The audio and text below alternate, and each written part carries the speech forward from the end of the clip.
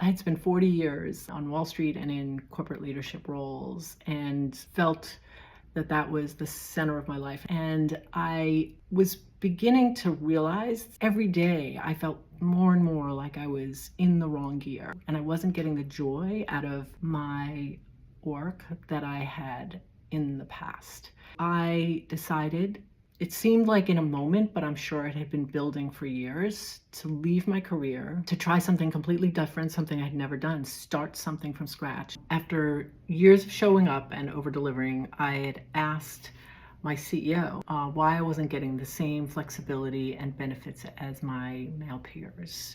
And he looked genuinely surprised that I'd even asked. And when I pressed calmly and professionally, he told me to settle down and stop being hysterical. And that moment hit me really hard. It was one of those moments that stays in your body. I realized no matter how hard I worked, the system wasn't built to see me. Leaving didn't happen right away. I was torn. I was really loyal to what I'd built. I didn't know what I could do otherwise. I didn't know what came next. I didn't know that I could do anything else. And that's when a longtime mentor said to me something that became a real turning point in how I thought about my pivoting.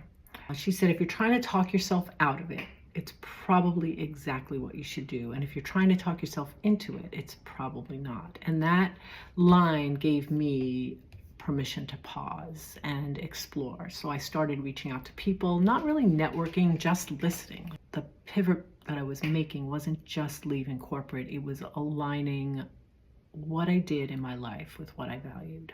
Probably the most important thing I learned is that leaving isn't loss, it's liberation. I think, being trained by Wellesley in the time of the Superwoman myth, you can have it all and you need to do everything all at once, all the time.